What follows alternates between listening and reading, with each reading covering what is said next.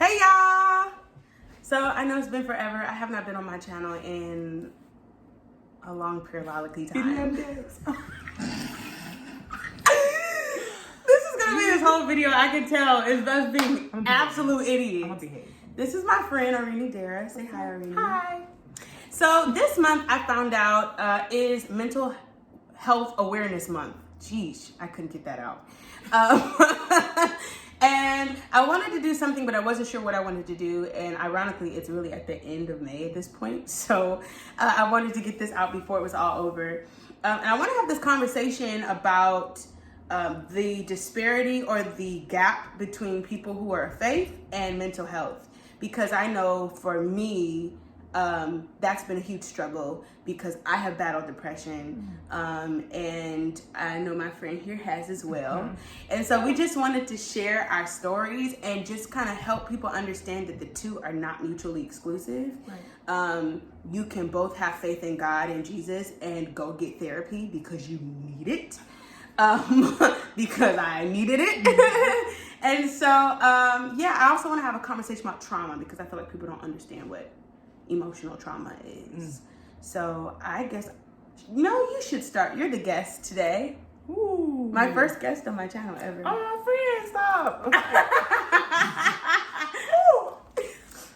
Hey guys, like you said, I'm Arini from Florida girls. Hey. I guess it kind of just started at a young age. I'm the youngest. I have 11 older siblings. We all have the same mom and dad, and we're Haitian. And so I think that I mentioned those things because I know that plays a pivotal role, because culturally, like, mental health doesn't really exist. They kind of just expect you to just be okay with everything, and kind of just pray things through, talk to God or give it to God, which are all, pertinent, things to do. Right. But I also needed some practicality. And I think that my mental health struggles stemmed from feelings of inadequacy. Like, that is like my biggest struggle. I grew up with 11 other people, so like I compared myself a lot even without noticing it. Right. When one of my siblings were like awarded with something or like praised for something, and I'm like, dang, like, why can't that be me? Or that'll never be me. I just really felt so low, and I thought so low of myself because of it. But then I moved out here, and it got worse.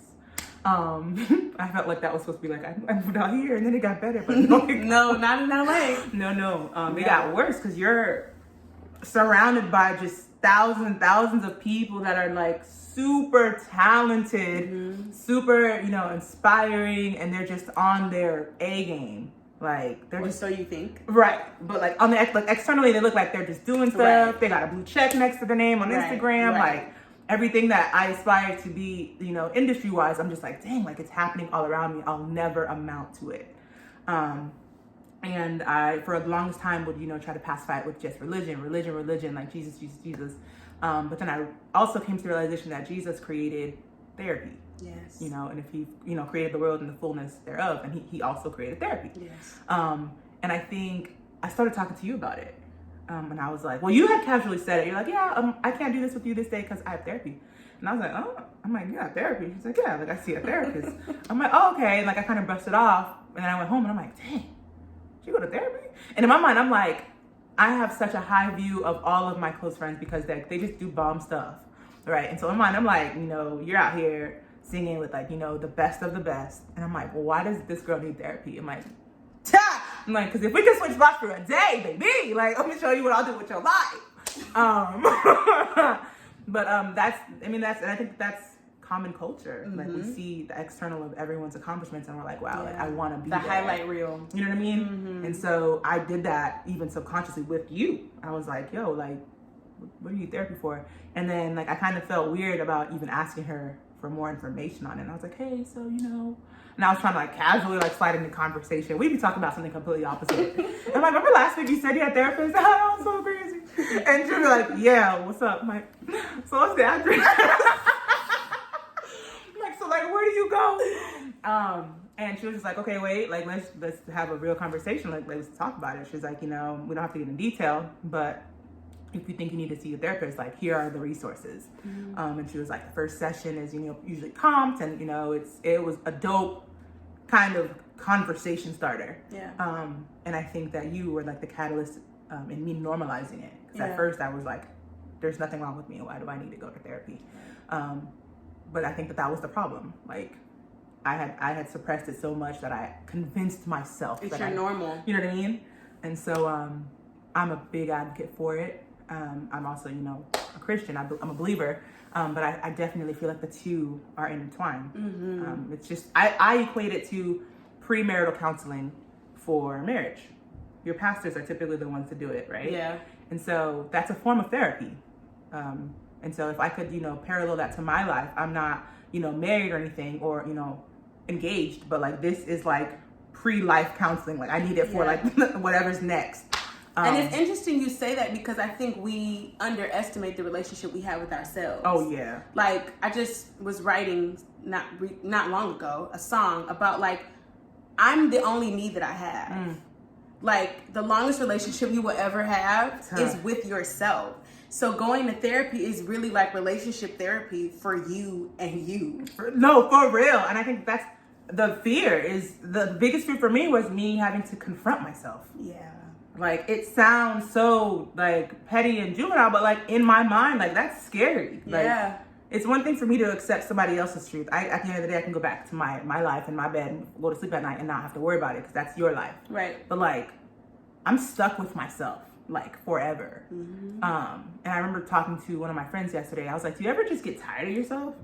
And she was like, yeah. And I was like, I had never heard myself say that out loud, but like yesterday, I was sick of myself. I was like, honestly, I'm irritating myself, so I need to remove myself from this environment. And it was a FaceTime call. And I was like, so I'm gonna call you back when I'm done dealing with this. But that's something that I learned in therapy. Like, it's okay. Like, I'm human. I'm going to be trash some days. I'm gonna feel trash some days. Yeah. But on the upside is like, because there's trash days, there are also some glory days. Like, you're gonna feel great. Yeah. And there'll be some days where you're just content, and those are my favorite days. Yeah. Because that reminds me I'm human. But yeah, like, therapy saved my life, without a doubt. And that was last year around this time. Yeah. Exactly a year ago. And I remember like being so down and like crying at the altar before therapy. And I'm like, God, just fix me. Like, I am, in front of the stage. Everyone can see me. My lashes are falling off. Like, literally, my lashes fell on the stage. And I was like, God, like, help me, help me. It's real, Jesus. Listen. My lashes came And off. in my mind, I'm like, God, like, why aren't you answering my prayers? But I think it's because God was like, you have all the tools. You have the resources. Yes. Like, yes. your prayer was answered before you prayed it. Yeah. Like, yeah. And that's how I, came to really fall into my own with therapy. Like, I needed it. It helped me, and it saved me. Yeah. And so that's so good. That's so good. I feel like, and I'll agree with you about the going to the altar, and you go there and you pray and you feel better simply because anytime you're in God's presence, you're going to feel better, but you're still not whole.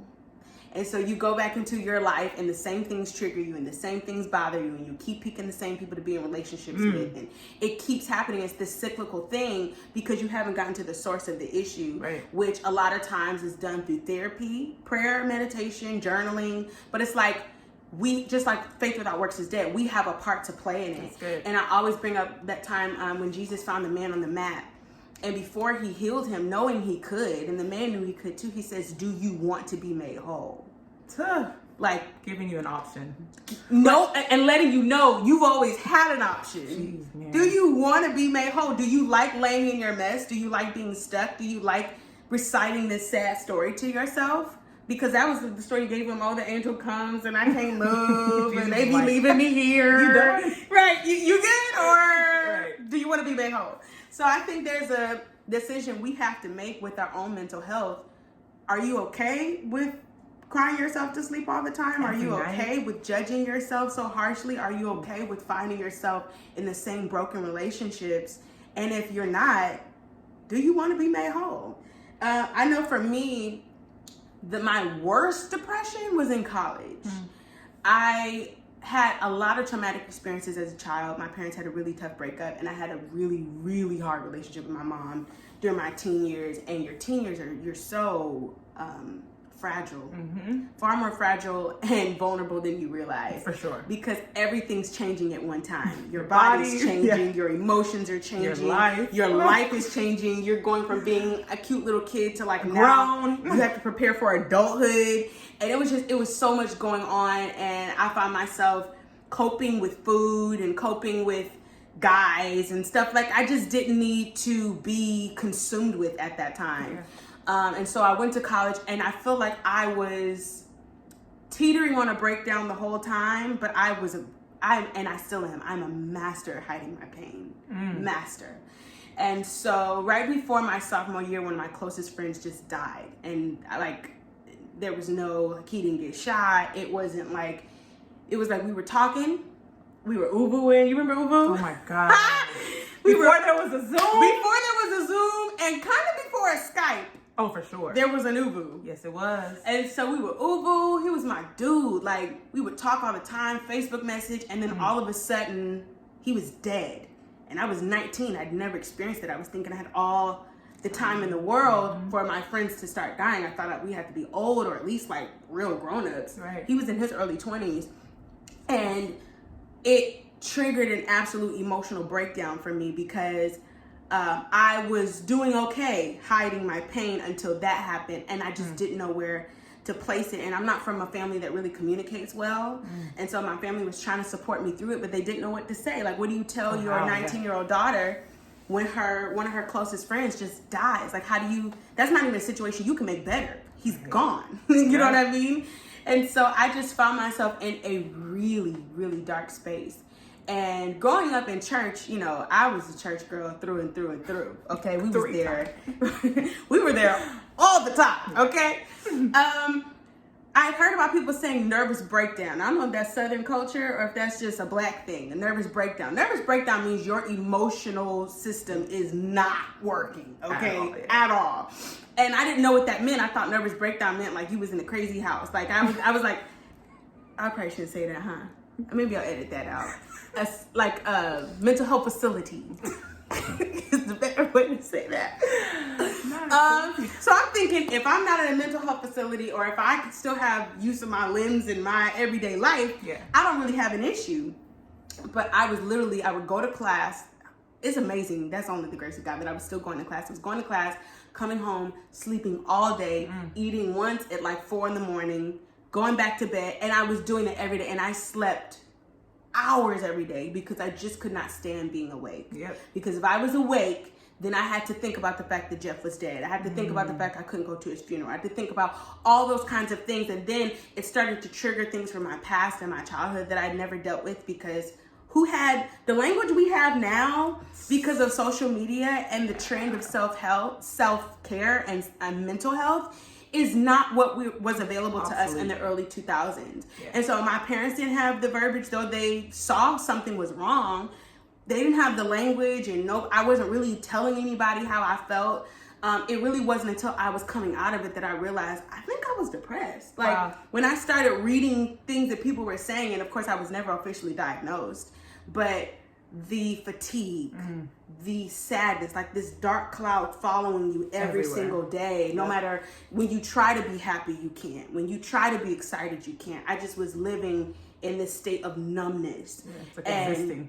Literally, that's all I was doing. And I was an acting major, so my acting professors were like, what the hell are you doing? Like, give us something. And I'm like, I have nothing to give. This is, you have tapped the barrel. It's empty. You have ran me low. I've been running lowest.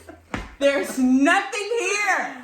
And it really was God, and it was really music, honestly. I started writing music, and that started to help me come out of that really dark place. But I know one of the reasons why I was hesitant to call it depression and hesitant to tell anybody is because I thought to myself, well, if I'm really believing God, why am I depressed?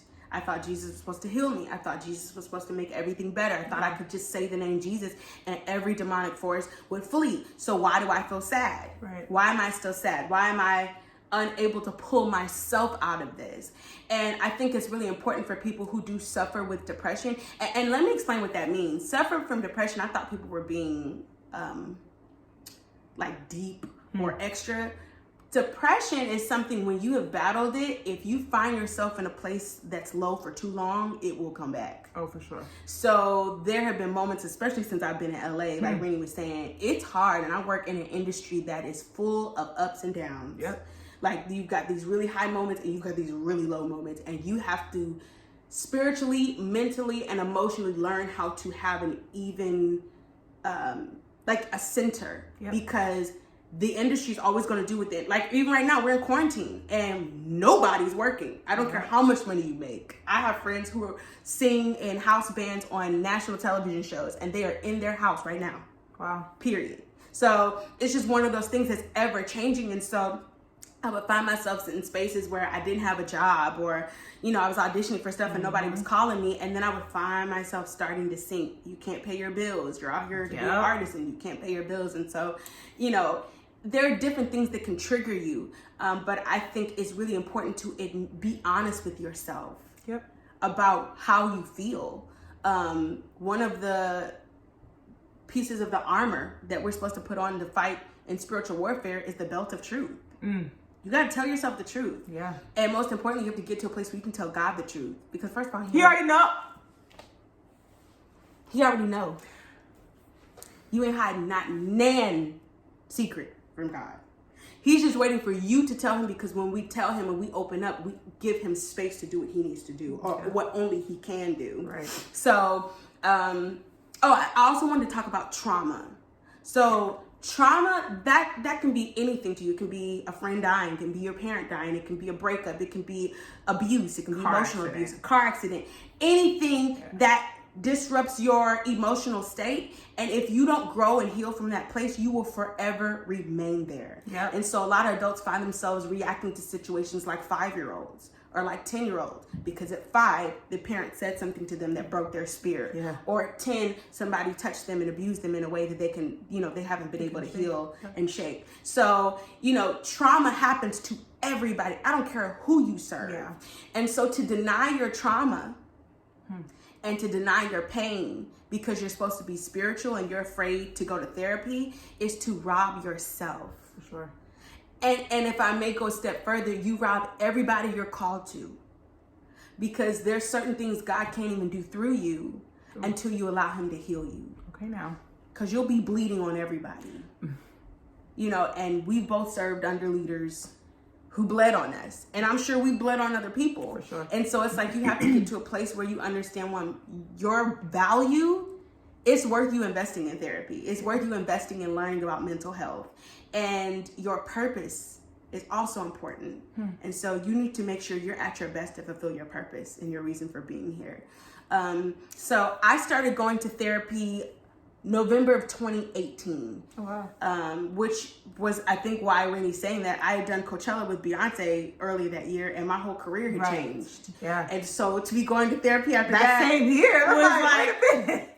I thought your life was good. Listen. And it's like, sis, so did I. Okay. I found myself in a space where there was just stuff from childhood just coming up, and I didn't like it. And I didn't want to continue to perpetuate things in my family. And I knew the only way I could do that was to deal with my stuff. So I didn't bring it into a marriage. So I didn't bring it into business. So I didn't bring it into the day when I have children. And so I started going to therapy thinking I was just breaking a generational curse, not realizing I really needed to be healed. Wow. And so I went and started dealing with low self-esteem and body image issues and feeling unworthy and comparison and, you know, things people said to me as a child that I thought I had released but had shaped my image of myself. And just started to peel back the layers, and I'm still in therapy. And that's one thing I really didn't. I mean, I remember the conversation we had, but I'm glad you brought that up, because you shouldn't be afraid to talk about this with your friends. Right. You know what I mean? But I also think that but I learned that in that season, friendships were important. Yeah.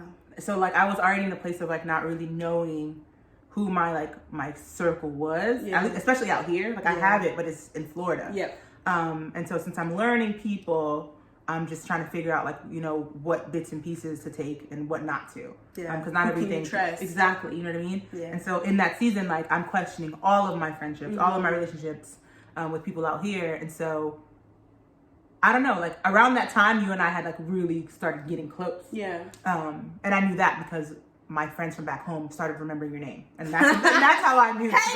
Right, exactly. And so when Natalie knows your name, it means like I've spoken to her about you. Yeah. You know what I'm saying? And so you were like, you said that, and that's right on the time we were really, really getting close. And so when you said that, I'm like, dang, like if Nayari can do it, then I can too. Like, you know what I mean? Like if this is, you know, one of my friends that is just like in my mind, like up here, as far as like talent and her ability to just always, you know, get stuff done, and always be working, then I'm like, if I view her up here and I view myself, even if it's like right here, sometimes. Not anymore. Not anymore. Yes. Shout out to my therapist. His name's Lucas. Then, you know, surely I can too, and it's not going to be weird. But I also was, you know, yearning for that person that I can talk to about it. So like even beyond me going to therapy, like therapy was great. Like this helped me realize A, B, and C about myself. Yeah. And you became that. And so, yeah, like that's what it was. And I also realized, I read it somewhere, like the people that are totally against therapy are the same people that you need therapy from. Like you need, like those are the reasons why you need therapy. Like Listen here. And nothing, like those words never held so true in my life than in that season. Like, you know, all the people that were against it were the ones that like would really do some damage mentally to me. Yeah. And I didn't even realize it because I was in it. Yeah. And now that I exist outside of it, I can go back and look and be like, this is exactly why I needed a therapist. Yeah. But as far as like my siblings were all for it, which I was so grateful for. And it was actually tough when I told them that I was struggling with it. Because I'm in Cali, they're all on the East Coast, over 2,000 miles away, and there's nothing that they can physically do for their baby sister. Right. But I told them because in my mind, I'm like, I know that they're gonna hold me accountable because they have to, because we all have the same last name still. But also because like we have this like no judgment zone. Yeah, y'all gonna talk about me amongst y'all, but at least it's within the family. Right. My siblings, like you know, I can tell your little friends. Exactly. Yeah. And so telling them was the hardest thing, but also the most rewarding because that made me see them so different. Like they were really looking out for me. Like, hey, we're gonna fly out to you. I'm like, no, don't do that. Because I like to be alone. I like to be alone. No, you good. No. FaceTime. No.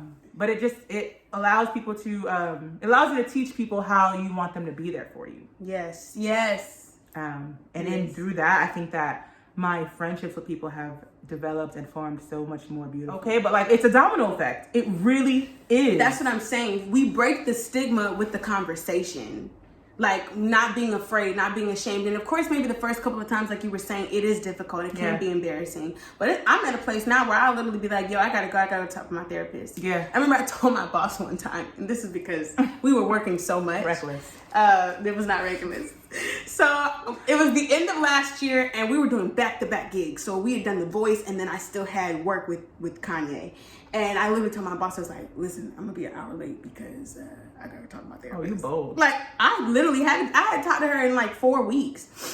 So like those kinds of conversations, and then literally he was like, so do you think it's helping you? Because I've been thinking about it. It's like, it's a conversation that starter. Breaks the stigma. For sure. You have to reach out. You have to talk to people. And this is the other thing I have to say about community that you just hinted on. Healing will reveal to you who really is for you. Oof. Can you just repeat that? Healing will reveal to you who's really for you. Because at the beginning of this year, and I didn't tell everybody this, I told you, I was having a really, really difficult time. And when you're healing, it brings stuff up. So the healing process is dealing with it, but first it has to come up and you have to deal with how you feel. And so even though I've been in therapy at that point for over a year, stuff was still coming up, things I've been suppressing and dancing around since I've started therapy. Yeah. And a lot of childhood trauma, and I was having to deal with it, and I was really having a difficult time. And not that it's people's job in their life to coddle you or to spoon feed you or to enable you. That is not what I'm saying. I'm not saying it's my friend's job to come over and pat me on the back every day. We don't do that around here. No, that's not. But I mean, those who you tell I'm not okay, they ask how you doing, you say I'm not okay, and they don't show any concern. That's a problem. They don't show up. That reveals to you who is for you, and it's going to be sad, and it's going to be painful. But baby, you would rather that pain than to be in need again, and they're not there. Yep. So take notice of how clearly you see things when you can finally see yourself clearly. Wow. Because you can look at people and be like, you're not my friend. A lot of friendships I've learned are just out of sheer convenience. Yep. Or camaraderie on levels that you don't want camaraderie. So like we're mutually broken. Yeah. Or we dislike the same people. We have beef with the same people. We got hurt by the same person. Or we're hurting the same people. Wow. Or we just happen to go to the same church. Yeah. Or we work in the same office. And we are on the same gigs. They're not real friendships. When the rubber meets the road. Come on with these phrases. Like, for real. For real. Like, one of my breakdown days, I literally called Rini and was like, come to my house now. Yeah. Because I'm not good. And she came. So it's like, that's when you find out who's really in your corner. Yeah. So thank you for doing this with me. I feel like we've covered kind of everything. Just talk about it. Talk about it. And that's really what therapy is you talking out what's in your brain. You remember your first session? Yes. I was so closed off. I not only was I closed off, I was thinking to myself, what the hell? I was irritated. And I'm like, and mind you, I came on my own. Right. I asked you when you were available. I sat on this man's couch. He was like, what's your name, Arini? He was like, okay, I'm gonna just say some And my words. arms are crossed. Yeah, just like that. I literally was and like, my foot was on that man's couch. No! I was rude. And then he was like, I'm gonna say some words. Say the first word that comes to your mind. And I'm like, okay. And then he started saying some random like names that he knew my family or whatever. But as soon as he said mom, I was like, oof. I was like, boss. He's like, okay, let's explore that. I'm like, oh, she had 12 and no epidural. And it was just, oh my God. oh gosh, it was crazy. Give her a purple heart. Listen, Jesus. you know. That's a lot. But no, I mean, yeah, we just gotta normalize it. Yeah, it's going through the process of it being weird, right? And then just saying, this is what I need from me. So in a nutshell, what we have said here is you can love God, be on the worship team, pray a prayer through, and go get some therapy. Oh, listen, because that's been our whole life. We've Absolutely. always been so heavily involved in the church. And still needed what? A therapist. Amen? Period. So I hope that this month, not just this message, but other things that you've seen, memes, conversations, has convinced you to quarantine, sitting with your thoughts day in and day out. Yeah. Has removed your hang-ups about therapy, about learning about mental health. There are even things you can read. There's a book that I'm reading right now called The Body Keeps the Score, about emotional trauma and how your body never forgets what you experience. It doesn't. So you have to go back and deal with the stuff because your body doesn't forget. So, and I can tag that probably in the description. But thank you, Rini. I'm going to have you on here again. This was super fun. You know, we could be serious. We go together. Do. All right. So that's it. Bye, y'all. Love y'all. Bye.